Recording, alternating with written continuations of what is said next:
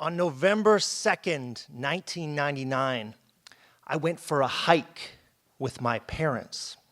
We were in Hawaii, and I met up with my parents for a few days. I was going to travel over to the Big Island. They were on Oahu, and I wanted to get them outside, and I wanted them to take them on this hike that I'd been on the previous year when I was working there in the Makiki area by Manoa Valley, up sort of behind Honolulu, get out of the city. And we went out there and we drove down this dead-end road and we parked our car in this place called the Hawaii Nature Center, this little education center. And there's all these trails there, and we went up on this 8-mile loop hike, and it was great. It was amazing. We were up hiking through over the mud, and we got up on these ridges, and we looked down into the valleys and all the lush rainforests and the birds, and look out to the ocean, and it was great. They hadn't been on a hike that long in a while, and I was just glad to share that with them.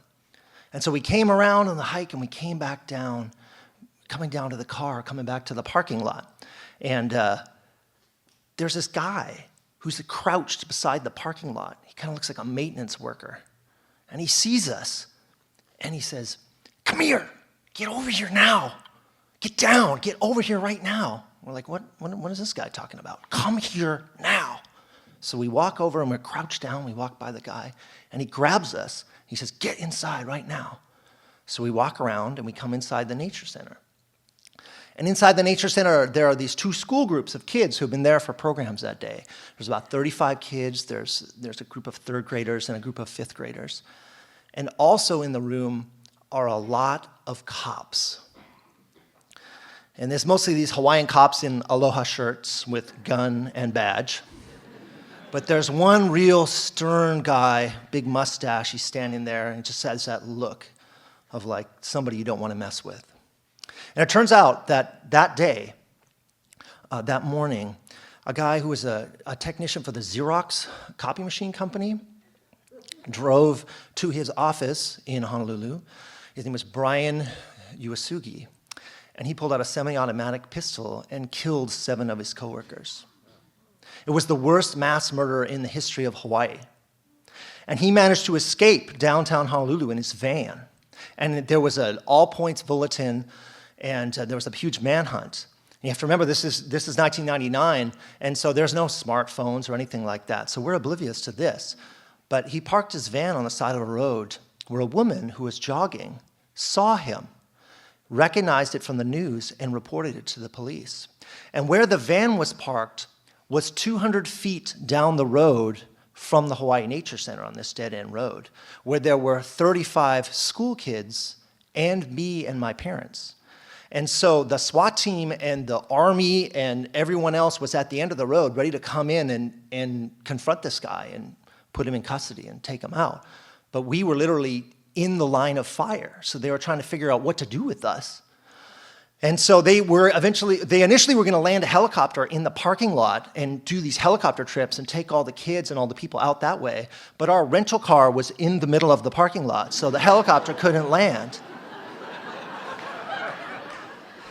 So they had figured out this way that we could hike with the cops and all these kids out over this ridge and into this rural road where we could get out.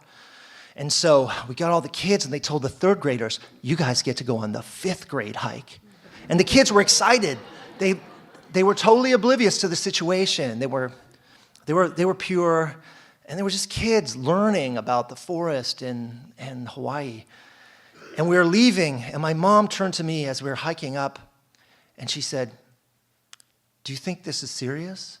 And I looked to the very back of the group behind the kids, and there were a lot of these aloha shirt cops, but at the very back was a young cop, SWAT guy, in full battle armor with a fully automatic machine gun.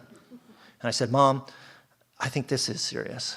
And so we hiked up with the kids, and we went down this steep ridge, and we were handing kids between us and these cops and the aloha shirts, and they were handing these kids down, and we got over this ridge, and we got down to this guy's sort of very rural house where there was a big yellow school bus for the kids. And I remember my mom was ahead of me. It's always my mom. She was there. She had found this cooler of water in these little cups, and she was filling them up for the kids and giving them to them as the kids were getting up onto the bus. But there wasn't enough room for us, for me and my parents, on the bus because it was full of the kids. So we had to ride in the back seat of a cop car to lead the school bus as we headed out. And it was one of these like rubberized back seats of the cop car. I'm from Canada. The back seat of the cop cars there are still pretty comfortable, but no, not in the US. And the cop looked at us and said, "It's not supposed to be comfortable." So this, the situation happened. Basically, the guy gave himself up and there was no further violence.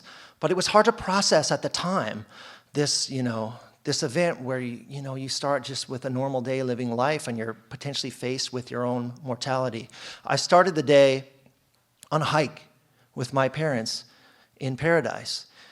And I ended the day watching myself on CNN in the back seat of a cop car with my parents as we led the convoy of school kids out to safety.